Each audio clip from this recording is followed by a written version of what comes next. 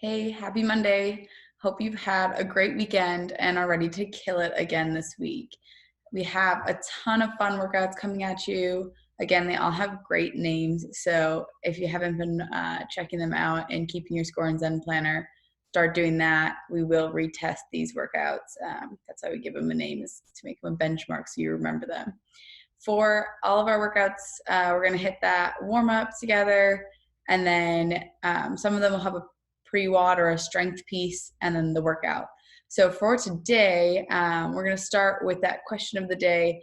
If you're coming in for those Zoom calls, again, they're going to be Monday through Friday, 5 a.m., noon, and 5 p.m. every single day, coach-led classes. If you haven't tried one out yet, please do. We had 24 people. I said 5. We had 24 people on Saturday's Team WOD.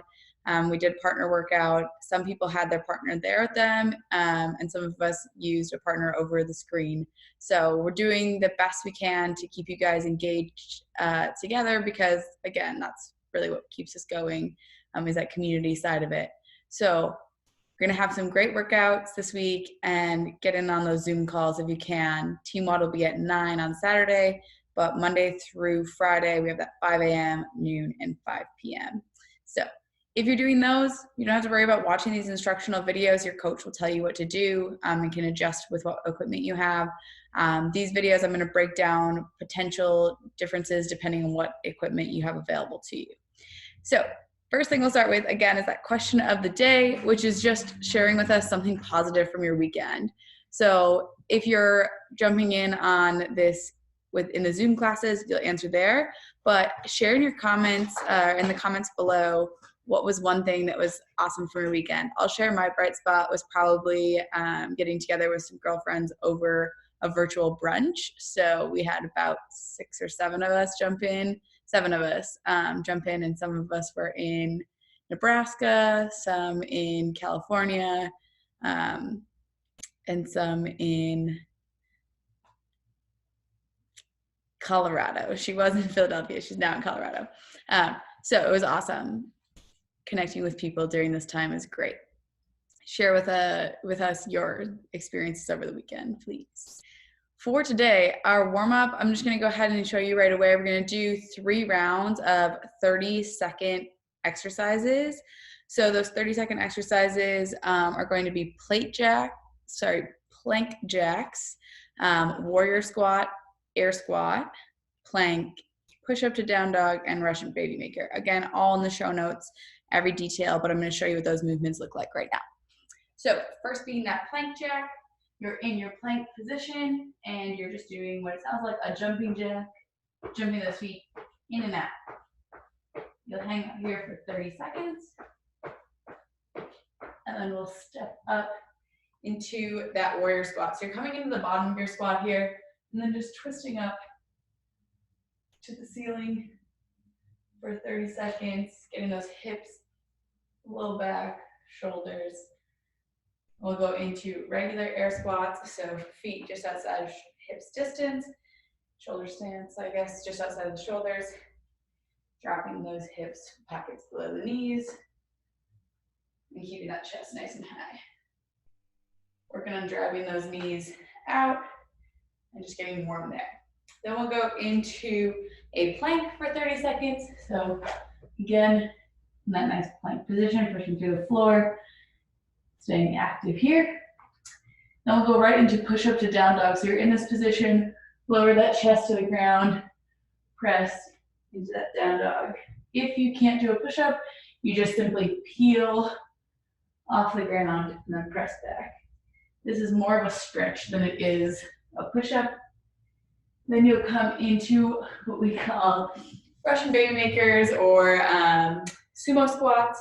So you're gonna grab your toes, pull yourself down, drive those knees outside the elbows, lift the hips back up, and go through that for 30 seconds. So you're always driving those knees outside of the elbows, pulling your hips down. I'll show that from the side here. Grab your toes, drive your knees out, hips go back up, and that's your warm-up. So you'll do 3 rounds 30 seconds of each of those movements. Comments in the show notes. Get that body getting warmed up for our pre-WOD. For the pre-WOD today, there are a couple options. So either doing 20-second hold at the top of a hip thrust or a 20-second hold at the top of a glute bridge raise. So I'll show the two different movements. We'll start with a glute bridge raise just because of where my camera is right now. And then you're gonna go right into 10 glute bridge raises right out of that. You can choose to have weight or no weight, but what that's gonna look like, 20-second hold at the top, you get those heels nice and close to the back side here, shimmy those shoulders under, drive those hips up, trying to make a nice arch here, not saggy hips here, drive through the heels, get the hips up. You'll hang out for 20 seconds and then go into glute bridge raises, so lowering those hips and thrusting back up. Going through 10 of those here. If you do that 20-second hold and then into 10 of those, the next movement you do is right into 10 deadlifts with whatever object you have. So we'll talk about that deadlift here. Feet directly underneath those hips. We like to call it our jump stance, our power position. And then with whatever weight you have, chest stays nice and high. Send those hips back.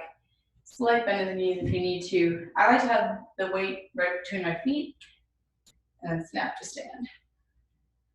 From the side, we're just coming to standing. We're not hyperextending through. So just driving straight up, sending those hips back again, hinging that weight, and then snapping back up for 10. The difference between a hinge and a squat is that this would be squatting the dumbbell down. I want to think about hinging the hips, sending it to the ground that way. You can bend those knees. Once it gets past the knee, those shoulders and hips lower together, they rise together, snap to stand. So that's the deadlift version.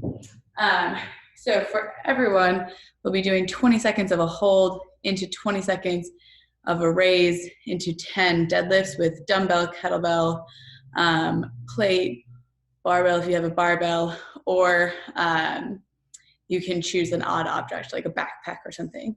If you're choosing, doing that hip thrust instead, I'm just going to show it with the couch because that's pretty much all I have that I would do it with. That hip thrust is similar to the glute bridge raise, except for you're elevated with your upper body as well. So the top of it, you're still hitting that hyperextension again. You're not just here. You're squeezing that butt, driving those hips to the sky. 20 seconds, driving through your heels. And then you're going to lower your hips down and using the couch to help you. And then driving up. So it'd be 10 of those after that 20-second hold. And then you go right into your deadlifts. So that's the pre-WOD. Again, there are a couple options on how you get that done. If you have the couch or something like that, try out that hip thrust. Otherwise, just using the ground for those glute bridge raises. If it's not challenging enough, you can add that weight, but you do have 3 minutes to get through that work, get some rest in, and then get after it again for a total of 4 rounds. So should be lightweight today, nothing crazy. Then our workout today. This one's a really fun one. We've got Wacky, Wavy, Inflatable 2 guy. We're gonna be on a 15-minute clock. Again, you can look at that show note. You're gonna go 3 sets of 5 strict pull-ups. If you have a pull-up bar, get after strict pull-ups if you have them. If you don't, you can use somebody as an assist if they can hold your feet. Maybe you have chin-ups instead, or if you have a band to help out with those pull-ups. But if you don't have a pull-up bar, no problem. We're just gonna modify for that right away because I'm thinking most of us don't. I don't have one.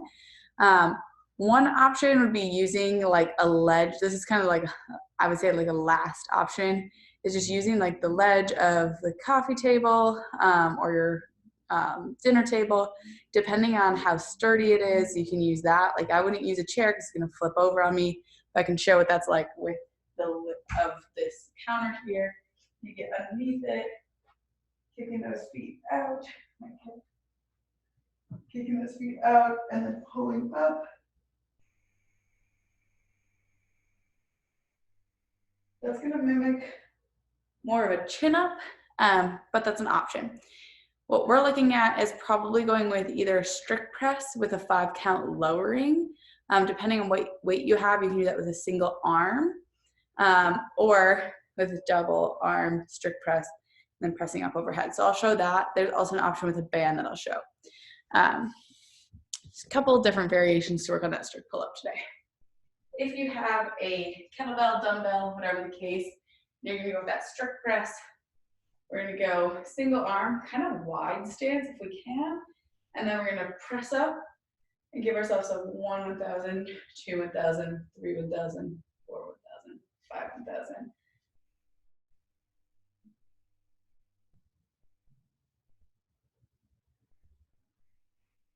And then you do that same thing on the other arm. If that weight's too challenging to do that with, we're gonna go with that front rack position, driving those elbows nice and far apart here. Press that up overhead, 1 1,000, 2 1,000, 3 1,000, 4 1,000, 5 1,000. Doing 3 sets of 5 that way. So we're just doing a controlled negative with that. The other object or option would be with a band. So I'm going to show this in a couple ways. You can be kneeling for this. You're going to go about shoulder distance apart with those thumbs, those hands, shoulder distance apart, getting that nice tight band, pressing up overhead, kind of literally in our pull-up position, right? If I was on a pull-up bar, pull those shoulders down and back first to engage those scaps, and then drive my elbows away from each other as I pull down. So from the side.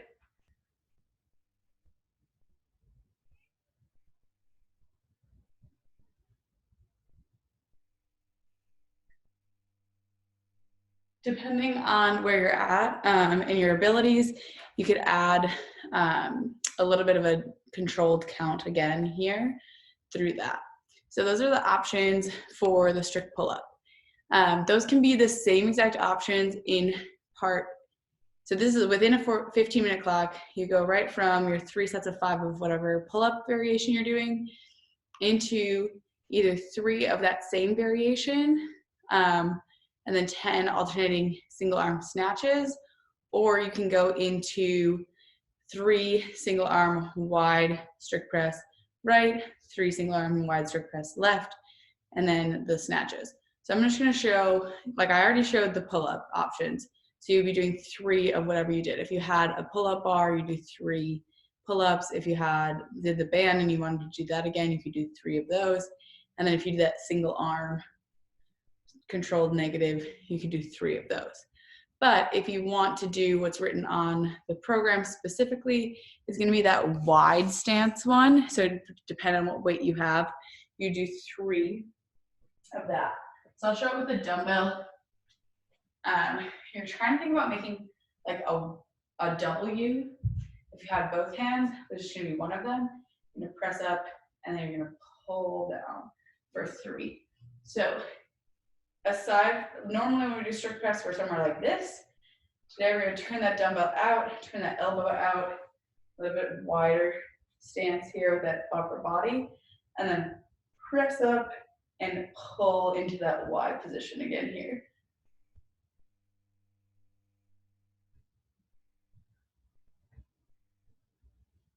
So we're calling it a wide strict press. So you do 3 on the right and 3 on the left. Then I'm going to show what that dumbbell snatch looks like from that hang position. We've got that 2-inch dip, that drive, that high pull. So first thing you would do to get ready for that is just really practice that 2-inch dip and drive. It's just dip and squeeze. That's what I like to call it. You can practice a couple of those. And then you can add that high pull or that elbow, the bad guy. So you can turn that dumbbell however you want. Elbow somebody behind you. Zip up your coat, however you want to think about it. I like to think about it as zipping up my coat. And then that last thing you're doing is adding that turnover or punch under. So depending on your strength, you can just zip it straight up, or you can punch under that weight. These are alternating, coming from the hang position, so we're not coming back to the ground. So for that workout, first doing 3 sets of 5 strict pull-ups or your option on the 0 to 5 minutes. Then from 5 to 15, going through an AMRAP of 3, 3, and then 10 alternating dumbbell snatches, or 3 strict pull-ups and then 10 alternating dumbbell snatches. Let me know if you have any questions. This is a little bit more of a challenging one because we are trying to add in some strict pull-up options. So let me know if you have questions about it at all. Just send us an email. Thanks.